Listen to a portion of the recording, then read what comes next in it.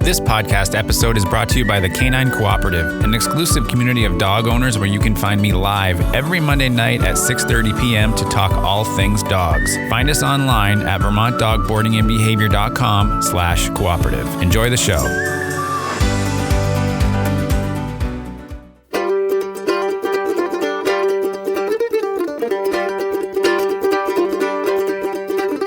Time again for Talking Dogs with Ian Grant, owner of Vermont Dog Boarding and Behavior, VFW Drive Hyde Park. It's the show that delves into the training, socializing, behavior, nutrition, and wellness of your dog. And brought to you by Guy's Farm and Yard, with locations in Morrisville, Montpelier, Williston, and St. Albans. And we're back with the trainer, Ian Grant, and this week we got another top 5 list, like we had for show number 300 a couple shows back.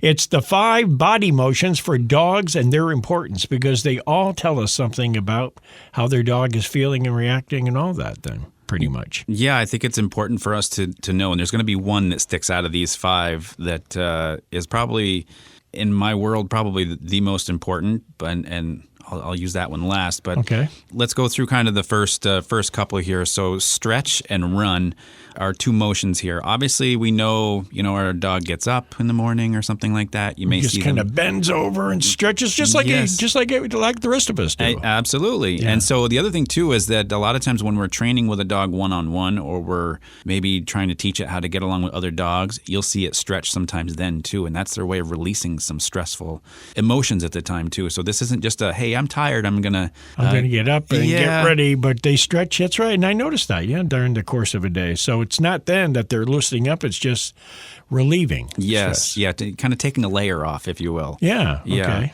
Obviously, when it comes to running, we want our dogs to run. I think probably when I hear people talk about the joy they have when they see their dog run through the woods, you kind of feel like that's the most primal thing that they can do, because they're enjoying it just as much as probably, or more than what we are when we see it. And so running is important.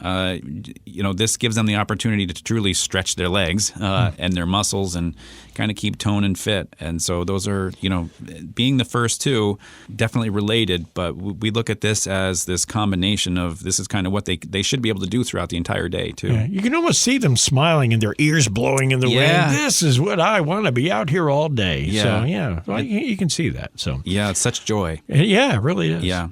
So the next 2 obviously are rest and sleep. Now these are going to be 2 very different looking behaviors, because resting can be just kind of sitting there or lying down wide awake and still kind of taking in the world.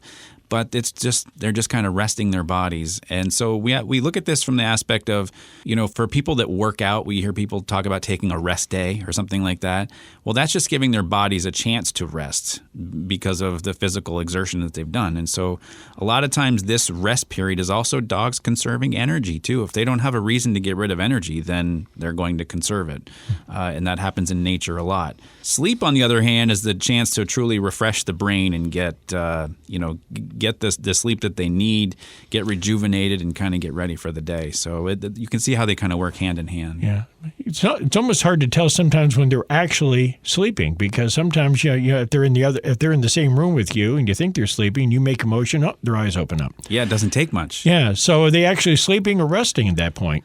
I think probably they're sleeping, but they're so aware of movements in the house and what you're doing, and also their awareness of you and what their world revolves around you. So that certainly has something to do with it. Is he going to get up and maybe I can get a treat from him or something? I'm going to keep one eye open. So headed for the cookie jar. Yeah, exactly. So all right. So there's a definition there. Yes.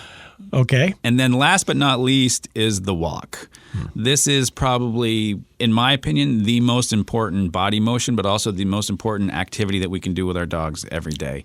A lot of times I sit across from clients who haven't walked their dog for months. Really? Yeah. Wow. And so that turns into the first priority. We got to get you out. So because you think about, we talked about this a couple of years ago during quarantine. Quarantine was not good for humans. We don't like to sit at home all day. It turns into something that's not healthy.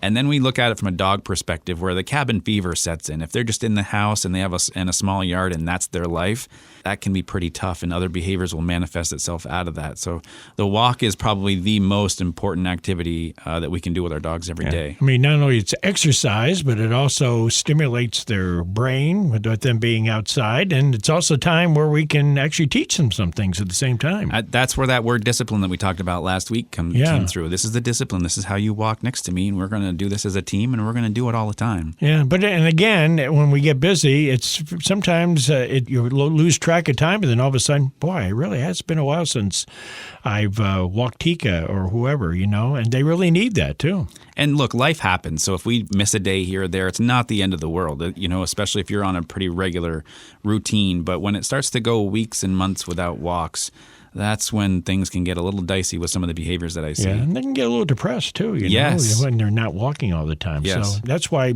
Tika has learned how to write the word walk and puts it in front of my face. So, okay, the billboard. All right. I get it now. Yeah, there's another one. Back with our question from the doggy bag in just a moment here on Talking Dogs. I hope you're enjoying the podcast. I love sharing my experiences with you. I want to remind you that if you are looking for a better understanding of dog behavior or just a well-behaved dog, I have a bunch of free resources on my website. You can find them at vermontdogboardingandbehavior.com/resources. And I've also put a link in the show notes. And now, back to the show.